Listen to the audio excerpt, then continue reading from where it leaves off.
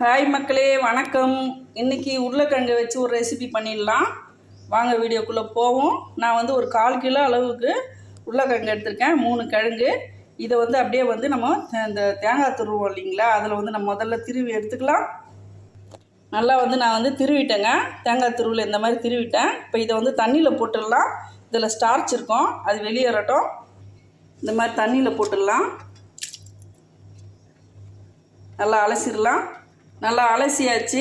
இப்போது ஒரு கிண்ணத்தில் சுடு தண்ணி வச்சுருவோம். தண்ணி நல்லா காயட்டும். இப்போ இந்த உருளைக்கிழங்கை நல்லா அலசிட்டு பிழிஞ்சு இந்த தண்ணியில் போட்டுடலாம். இப்போது அந்த தண்ணியில் இந்த உருளைக்கிழங்கு எடுத்து போட்டுடலாம். ஒரு கொதி வரட்டும். நான் எப்போ எந்த ஸ்டேஜில் எடுக்கணும்னு நான் சொல்கிறேன். இந்த உருளைக்கிழங்கு அலசின தண்ணியை நீங்கள் செடியில் ஊற்றுனீங்கன்னா செடி நல்லாவே வளருங்க. கீழே வேஸ்ட்டாக ஊற்றிடாதீங்க. அடுத்து இஞ்சி ஒரு துண்டும், ஒரு 10 பல்லு பூண்டும் இருக்குது. இதை நான் தோல் சீவி வச்சுருக்கேன். ஒரே ஒரு வெங்காயம், ஒரு தக்காளி, இது எல்லாத்தையும் கட் பண்ணிடலாம். அடுத்து ஒரே ஒரு கொதி தாங்க. ரொம்ப நேரம் நம்ம கொதிக்க விடக்கூடாது. பாருங்கள், இந்த பக்குவத்தில் ஒரு 3 நிமிஷத்தில் ஒரு கொதியிலே நம்ம எடுத்து ஒரு வடியில் கொட்டிடலாம். இந்த மாதிரி ஒரு கண்ணு வடியை வச்சுட்டு அதில் நம்ம இப்படி எடுத்து கொட்டிடலாம்.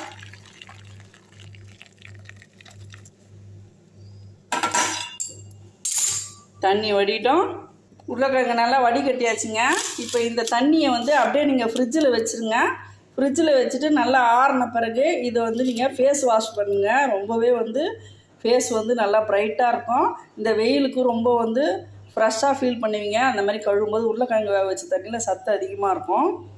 இதையும் வேஸ்ட் பண்ணாதீங்க. அவ்வளோதாங்க. நான் வெங்காயத்தை நான் இந்த மாதிரி தேங்காய் துருவில் திருவிட்டேன். இந்த மாதிரி அப்போ தொக்கு பதத்தில் வேணும்னா நம்மளுக்கு இந்த மாதிரி திருவிட்டோம்னா ரொம்ப யூஸ்ஃபுல்லாக இருக்கும். அடுத்து இஞ்சி பூண்டு பேஸ்ட் அரைச்சாச்சு. அந்த தக்காளியும் அதே தேங்காய் துருவிலே திருவிட்டேன். கருவேப்பிலை பொடியாக கட் பண்ணி வச்சுருக்கேன். இது வேக வச்ச உருளைக்கிழங்கு. தேவையான மசாலா 1/2 டீஸ்பூன் தனியாத்தூள், 1/2 டீஸ்பூன் கார மிளகாத்தூள். இவ்வளோ தான் இதுக்கு தேவையான பொருள். வாங்க எப்படி தாளிக்கலான்னு சொல்லி பார்ப்போம். ஒரு கடாய் வச்சிடலாம். கடாயில் கொஞ்சமாக எண்ணெய் ஊற்றிப்போம். நான் ஒரு 2 டீஸ்பூன் அளவு ஊற்றுறேங்க. 1/4 கிலோன்றதுனால 2 டீஸ்பூன் போதும். எண்ணெய் காயட்டும். சோம்பும் கடுகும் 1/2 ஸ்பூன் போட்டுக்கலாம். கடுகு பொரிஞ்சிச்சிங்க. ஃபுல்லாக ஃப்ளேமை கம்மி பண்ணிட்டு கருவேப்பிலையை போடுங்க.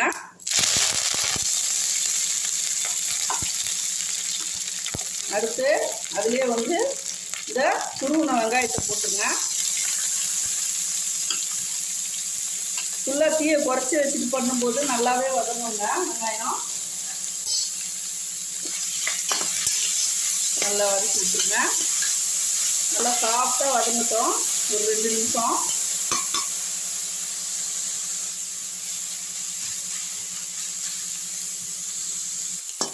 வெங்காயம் நல்லா வதங்கிடுச்சு. இப்போ இதில் இஞ்சி பூண்டு பேஸ்ட் எடுத்து ஊற்றிக்கலாம்.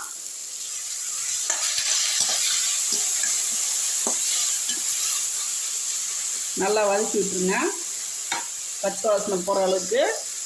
இதில் ஒரே ஒரு டீஸ்பூன் அளவு கல் உப்பு போட்டுடலாம். கொஞ்சமாக 1/4 ஸ்பூன் அளவுக்கு மஞ்சள்தூள் போட்டுடலாம். நல்லா வதக்கி விட்டுருவோம்.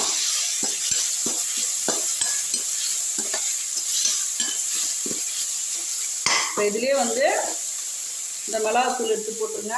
மிளகாத்தூளையும் தனியாத்தூளையும் போட்டுருங்க. போட்டு கரம் மசாலா பவுடர் அது ஒரு 1/2 டீஸ்பூன் போட்டுக்கலாம். இதையும் நல்லா வதக்கி விட்டுருங்க. வதக்கி விட்டுட்டு இந்த தக்காளியை துருவி வச்சுருக்கோம் இல்லைங்களா, இது எடுத்து இதில் ஊற்றிடலாம். நான் இன்றைக்கி கொஞ்சமாக தாங்க செய்து காட்டுறேன். நீங்கள் 1/2 கிலோவாக இருந்துச்சுன்னா 1/2 கிலோ உருளைக்கிழங்கா இருந்தால் அதுக்கேற்ற மாதிரி நீங்கள் அளவுகளை டபுளாக கூட்டிக்கோங்க. ஒரு வெங்காயத்துக்கு 2 வெங்காயமாக சேர்த்துக்குங்க. தக்காளி 1க்கு 2 ஆக்கிடலாம். இப்போ நான் செய்கிற அளவு ஒரு 3 பேர் சாப்பிட்லாங்க. ஃபுல்லாக ஃப்ளேமை கம்மி பண்ணியே வதக்குங்க. அடி பிடிக்காமல் இருக்கும். அப்போ தான் இப்போது இஞ்சி பூண்டு அரைச்சோம் இல்லைங்களா, அந்த ஜார்லேயே கொஞ்சமாக ஒரு 1/2 டம்ளர் தண்ணி ஊற்றி அதையும் அதில் ஊற்றிடலாம். அப்படியே நல்லா கொதிக்கிட்டோம். கொதித்து எண்ணெய் பிரிஞ்சு வரட்டும். கொஞ்ச நேரம் ஒரு தட்டு போட்டு மூடிடலாம். ஒரு 2 நிமிஷம் அப்படியே மூடியே இருக்கட்டும். 2 நிமிஷம் ஆயிடுச்சு. எடுத்து பார்த்துடலாம்.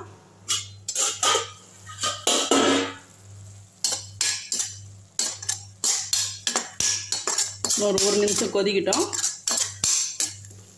டீ ஐயில் வச்சிட்டேன்.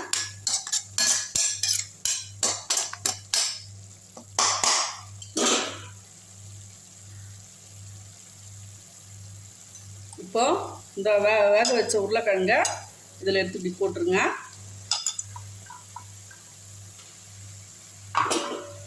நல்லா வதக்கி விட்டுடலாம்.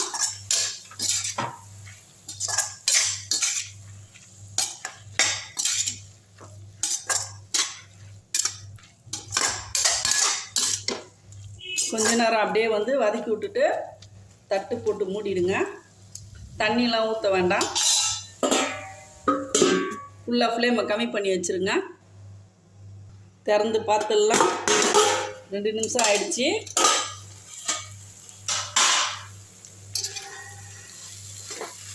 அவ்வளோதாங்க, ரெடி ஆயிடுச்சு. இப்போது இதில் ஒரே ஒரு ஐட்டம் போடணும்.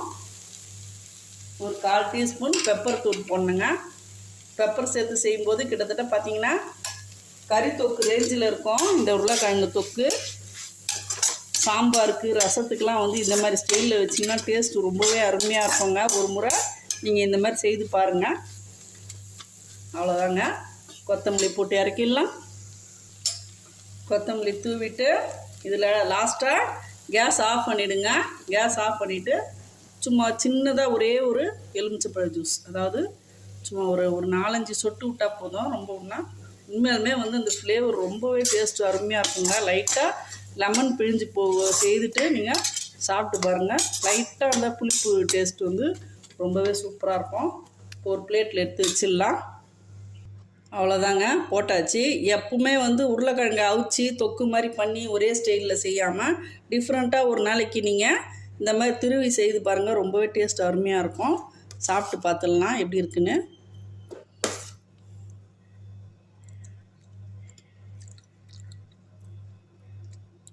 ரொம்பவே சூப்பராக இருக்குங்க. கண்டிப்பாக நீங்களும் வீட்டில் ட்ரை பண்ணணும். இது வந்து உருளைக்கிழங்கு மாதிரியே இருக்காதுங்க. உண்மையாலுமே வந்து வித்தியாசமாக இருக்கும். வந்து ரொம்ப அந்த உருளைக்கிழங்கு வந்து குழன்னு இல்லாமல் இந்த மாதிரி பாருங்கள், நல்லா வெந்திருக்கும். ஆனால் வந்து நம்மளுக்கு வந்து இந்த பிச்சு பிச்சுன்னு குழன்னு இல்லாமல் ரொம்பவே டிஃப்ரெண்ட்டாக இருக்கும். காய் டேஸ்ட்டில் இருக்கும். வீட்டில் நீங்களும் கண்டிப்பாக ட்ரை பண்ணணும். இந்த வீடியோ உங்களுக்கு பயனுள்ளதாக இருந்துச்சுன்னா ஒரு லைக் கொடுத்துருங்க.